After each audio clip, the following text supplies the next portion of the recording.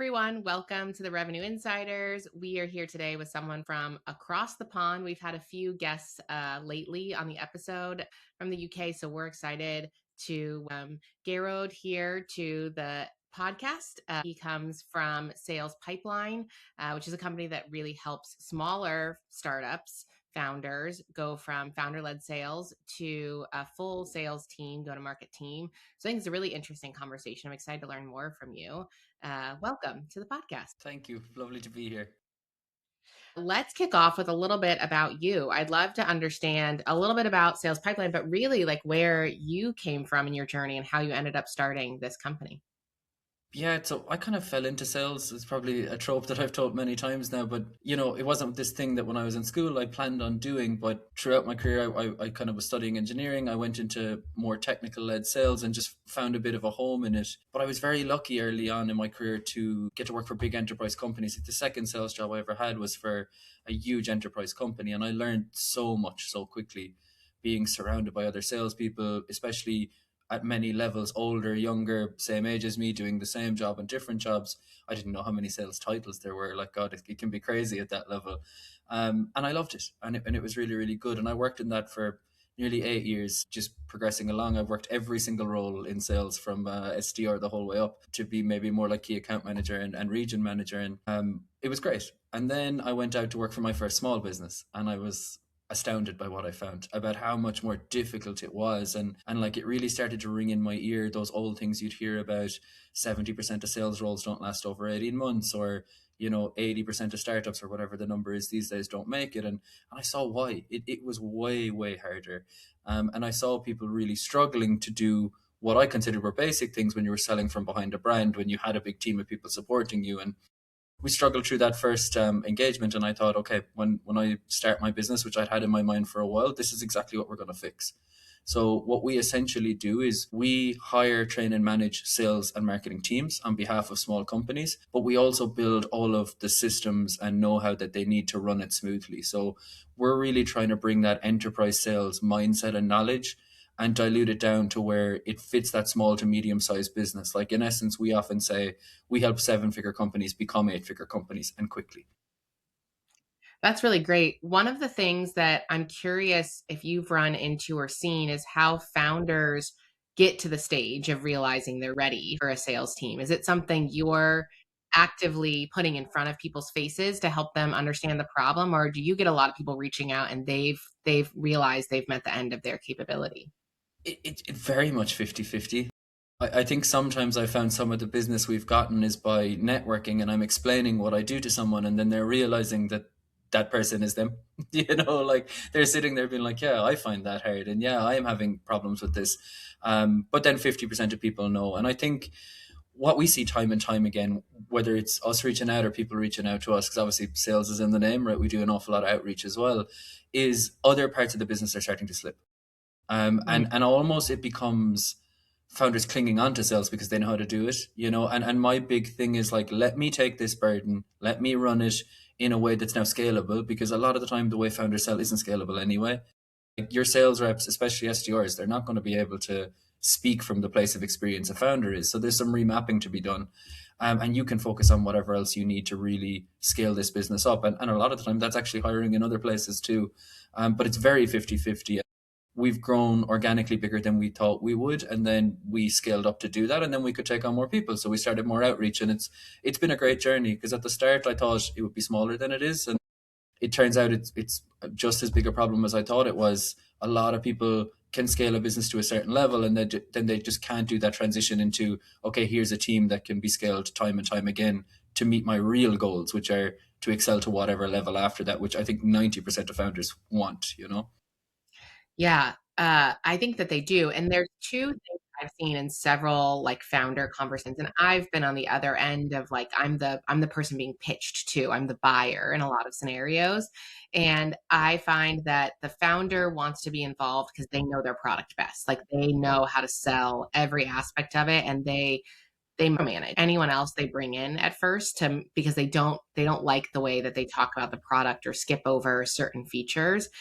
But I've also seen and experienced myself a lot of founders forget about the buyer, and they're so focused on what they've created and how great this tool is and look at all the things that it can do, and they get really lost in even their messaging because they're just so proud of the thing that they've built, that I'm, as a buyer, I walk in or walk away unsure how I'm even going to use, even though it's great, piece of software or tooling. I often don't know how I'm going to use it. So I'm curious if you've seen similar pain points in that inflection, and how do you get founders kind of past some of those so that they really adopt a new sales team?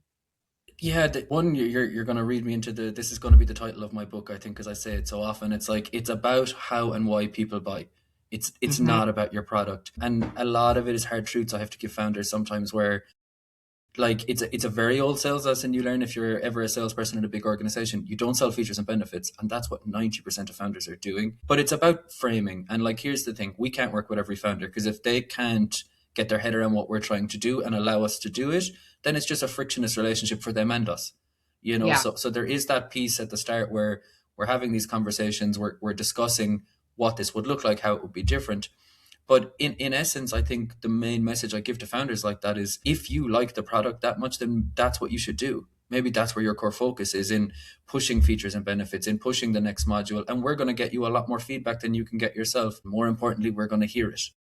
I think one of the overlooked things about sales teams in general is they are the biggest feedback engine in the world if they're good at it. Like, great salespeople listen, and great salespeople really try to understand people's problems and their struggles and their concerns. And this is what's going to lead you to having the best product. Rather than having to say it, it's going to be very evident in your results. But it is very hard. And what's even harder is a step that you didn't touch on, where when they see how we're going to sell and they're like, but that's not how I do it. It's like, but these people aren't the founders. So, we need to build a lot more into that. It's very uncomfortable. And being honest, I often say that to our clients when they're starting. I'm like, this is going to feel a bit bare naked and afraid now, because I want to know about delivery. I want to know about satisfied clients. I want to know about unsatisfied clients, just to position you well. It's not about caring about these results, but for founders, it can be very hard, because when they get into a conversation with me, it's the polar opposite of what they're used to. I want to know everything but the features and benefits. I want to know more about their customer, about the problem, and about their level of delivery and where they can scale that to. Because a big problem I see is people come to me and they're like, I want to scale my sales. And I say, okay, and if I do this, can you do that? It's like, oh, we will do that then. It's like, no, we need to do this together. And that's why we kind of coined the term revenue growth partner, rather than like sales team or outsource sales team, because we need to partner for this. Like, it's kind of a lot of it is really about saying, okay, where do you want to go? And let's plot all the steps we both need to hit to get there, because we are just handling the sales and marketing side at the end of the day. You need to bring delivery, product, whatever it is, along that scale with us. Yeah. I know one of the things that you're also really big on is the idea of buyer's journey versus just a sales process internally. And I think that that's a hard concept for every size company to take on. I mean, I've been in very large organizations that are still trying to migrate over to really looking at it from a buyer's lens. How do you kind of think about setting people up for success and translating over to a buyer journey in their thinking? Yeah, it is crazy, because all these words probably aren't what people want to hear, but that's your own internal journey as well, right? Because the only way Yeah. to get that is through feedback. But it requires a cultural shift, right? Because, like, a point I made recently is that when you take on, like, enterprise sales is the best example. When you take on a salesperson, you teach them process, CRM, tips and tricks, meetings, demos, how to qualify in, out, and all the sections of your CRM. The person who has a problem just has a problem. It may Yeah. not even be a known problem to them. And there's all these educational pieces that fit around it. So I think the best place to start, depending on your level of company, is your current customers, and actually dig in and ask. And then you need to build it into a culture of everything you do. Like a tip I was giving an SDR recently, and I was speaking to another trainer, and they were like, I can't believe that if someone wants to book a meeting, don't just book the meeting. So many SDRs' target is about booking meetings, that I was like, you still have to ask questions, Yeah. because why they're here is going to give relevance to the next meeting. And that's a big trope we hear from AEs and sales closers, that, why is this person even here? I don't know what I'm discussing with them. But also, what does that problem mean to them? What was the triggering event? All of these things build into your maps of buyer journeys, and they can be different. The reason big companies can't figure them out is they have more ICP types and more types of industries they target. But we really need to dig into What is the problem? How have you identified the problem? How are you quantifying the problem? What are the consequences of the problem? And some of those feel like kind of closing questions, and they are. But if you look at them from the frame of truly trying to understand, it makes everything you do easier, especially in marketing. And it's an underlooked thing. Why we do sales and marketing is because we generate revenue. They're both important. And the link between sales and marketing has been very tumultuous over the years. But this is how we help each other. This is how we spin the flywheel. This is how we gather frontline information that goes into marketing that gets us more leads. But it also goes into product or engineering or IT or whatever it is, depending on what we're selling, to build the product that you're actually trying to sell or to solve those problems. But it really requires you to be curious and ask a lot of questions. And the funny thing is, if you do this well, we find when the people that we train to do it, they build a lot of trust with the buyers, and it actually becomes easier to sell because they feel a lot more understood. And if you're doing both correctly, you're getting like a double win rather than having to do an incredible amount of volume of your normal tasks trying to just meet your quota. You're going to find yourself in a situation where it's easier to get referrals, where it's easier to close the deals you're on, and hopefully that the company is providing what you're also asking for. Like, you are an advocate for your customers and your company. And I think people sometimes forget that, and they're just an advocate for their own pipeline, where it's like, if you're an advocate for your customers and your company, the pipeline will look after itself. Yeah, I mean, I've seen that mistake between sales and marketing where like you think you're creating that flywheel because you're closing a deal and you're getting a reference that you're handing to marketing, and then they're getting this glowing review or speakers at events, and they produce all this collateral out of it, a white paper or whatever else that comes down, and you get to use that back in sales, and it feels like you've created a flywheel, and you have sort of, and product loves it because it's all the positive things that are happening, and why everyone loves us. But you're missing that critical component of like what are we actually solving. You often just get the praise of why you're the best in the market, or what the best features are, and you miss that, like what pain point was that buyer feeling when they made that decision. Because at the end of the day, like, it's people that are buying these things, and they're emotional, and they buy off of like what's causing them the most grief, and like what feels like it can really like lighten their load. At least from my experience as a buyer, that's often the real trigger point.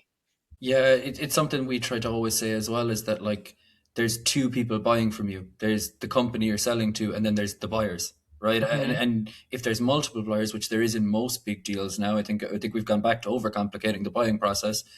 You could be dealing with six different problems, like one problem causing six different results for people, for six different Yeah. individuals or different teams. And I think sometimes, even when you say we give that great reference to marketing, we give the one. We don't. We very rarely dig deep for all of them. And I think it's something we've noticed in lots of companies where they're trying to get CSAT scores or like real information on their products. To me, I'm always saying that was a sales problem. They should have known that before. These things shouldn't be surfacing now. And that's what the buyer's journey is all about. And the funny thing is, when you start digging in consistently over time, you have way more referenceability with new clients. Like, I think one of the things that people forget is that, like, if you're constantly seeking the truth so that you know it for the next one. There's going to be many buyers like this if you have a long career. You're going to see Hmm. the same kind of problem surface.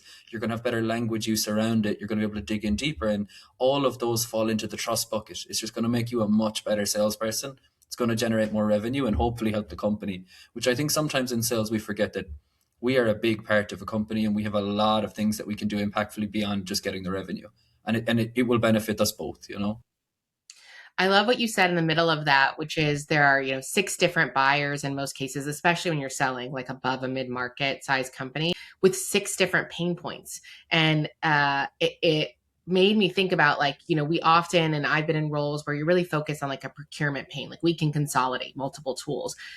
The company cares about that, and the procurement person cares about that, but it's unlikely that you're like the champion that like wants to use your tool actually cares about consolidating. Like, maybe they have a KPI that they need to meet, but that's not the real pain that they're trying to solve. And so it does get complicated really quickly because there are so many players that can be involved, and you do want to speak to the right pain to the right person to really be successful in those conversations. Yeah, 100%. And we're making it sound easier than it can be as well. Like, not everyone is talkative, not everyone wants to give you their time.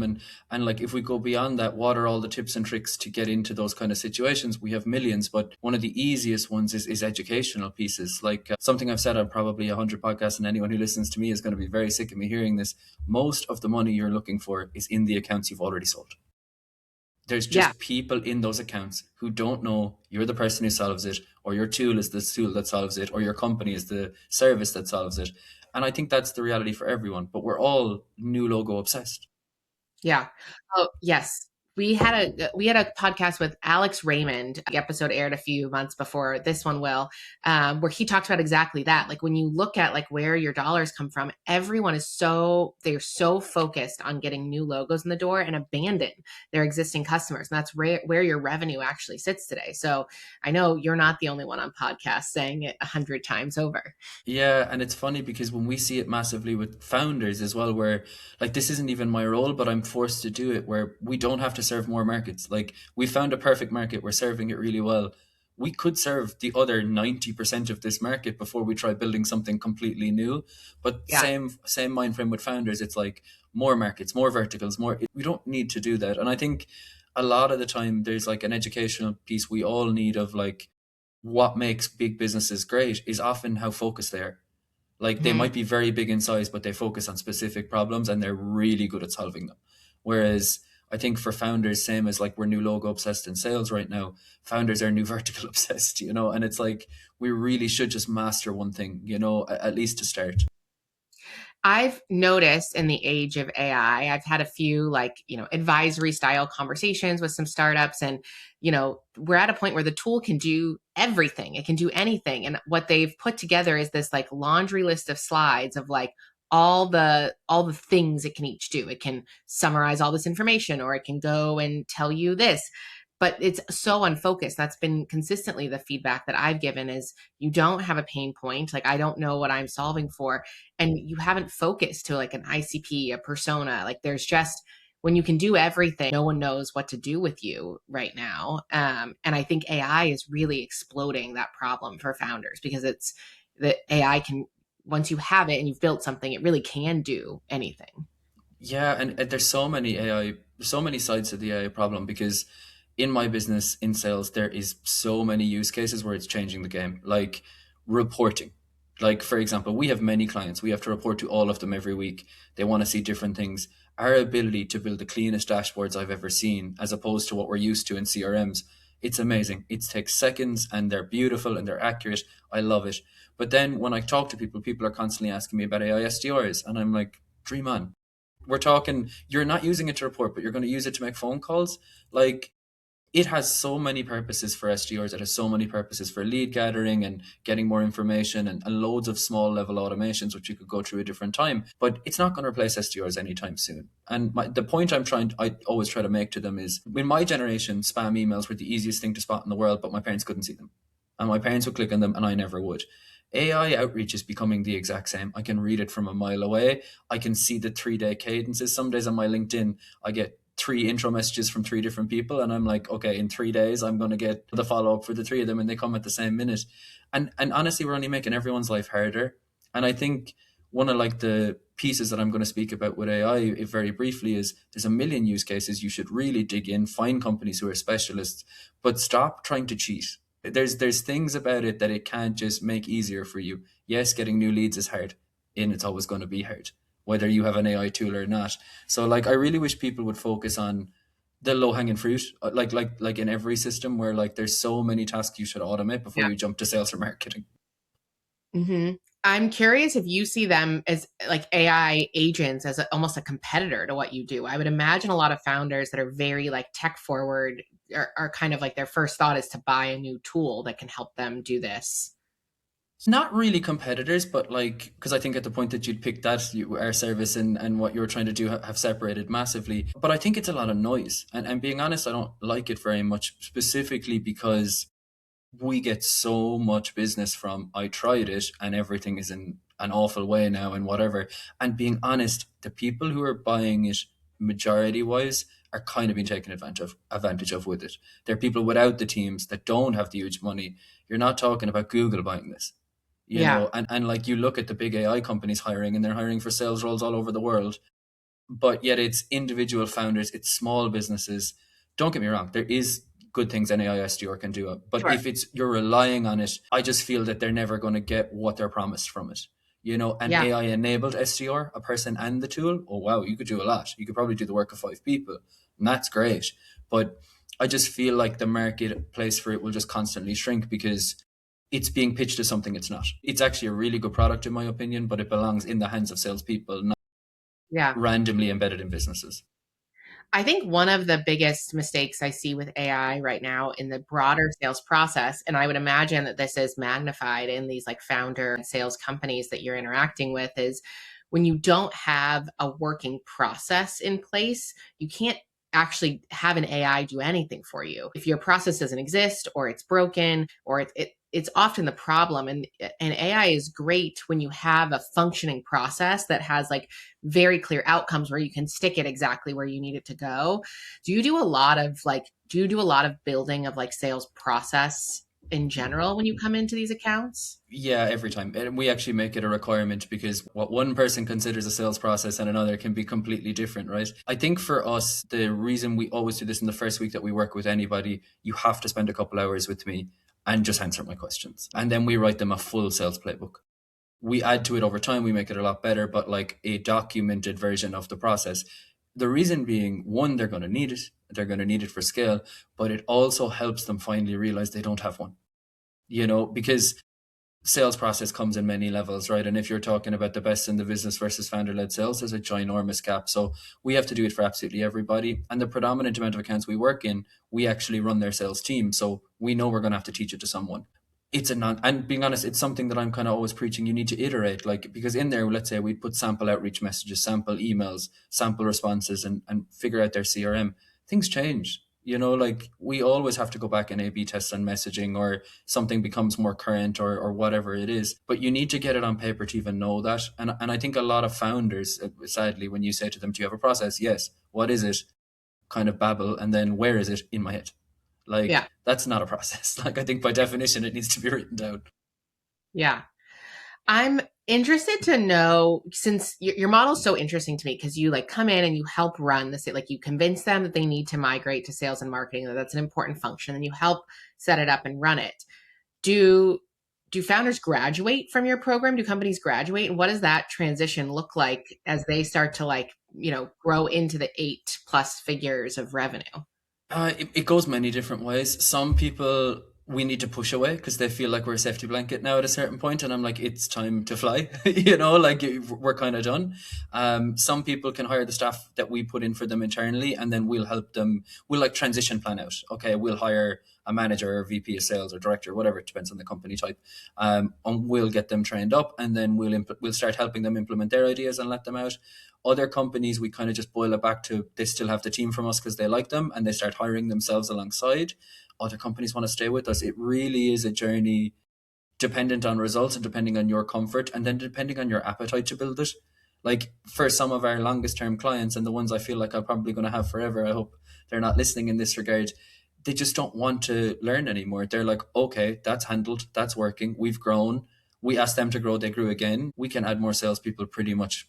Okay, we can't become an enterprise company, but for the clients we serve, that's not really a problem. And they're happy and concise with it. So it really depends what their own goals are. And we try to discuss that not only up front, but every month. I'm having that conversation of, okay, this is the roadmap that we had set out. Are we changing it? Are we going further? Are we going wider? Are we going deeper? And what has happened to us in some accounts, for example, is we've gone on to do new things. So we've gone on for that founder to run his other business's sales team, or his new product, or his new market. So generally speaking, it's been pretty successful at staying in with these people, even if we've grown them. But we have kind of created transition plans now for clients to leave us in the long term, which we're more than happy with in some ways because they're the best success stories, right? The best success for me is actually you leaving, which is kind of a crazy idea. Yeah, no, it makes sense though, that is like the success story, because that's what you want to sell back is like, the solution takes you beyond just like what you are offering from a growth perspective. You're a founder-led company as well. How do you drink your own champagne in this instance for all the advice you're doling out? With great difficulty, like honestly, with great difficulty, because half the reason this works in general is because I am both. I have been a salesperson most of my career. I am the founder making the mistakes with you, and I'm very honest about that. We all are better at practice, or none of us are as good at practicing what we preach. But honestly, I learn more from them sometimes than they probably learn from me, because having these founder to founder relationships is like the biggest advantage you can have as a founder, is to be hearing about all these situations back to like that buyer's journey or that founder's journey now in this case. And I try to hold myself as accountable to the same things as I ask from people as I can. So anything that we're implementing for a client, we try before ourselves. Anybody that we're hiring for a client, we try before ourselves. We have a full training program for salespeople before they go out to clients. And I look to outside help. Like, I'm very honest about that. I love advice and I love conversations with people who are better at things than I am. And we just keep constantly working on our own roadmap and trying to tick those goals off one at a time. And we're very open with that. We're all on a journey and we're all at different stages of it. But I will say it's not always easy, because what is hard is when you're giving, and I'm sure you're in this boat too, right? When you're advising and consulting all the time, you're like, God, I should take that advice. It's like that sounded better coming out of my mouth than what I did yesterday, right? But that's a Yeah. good thing too.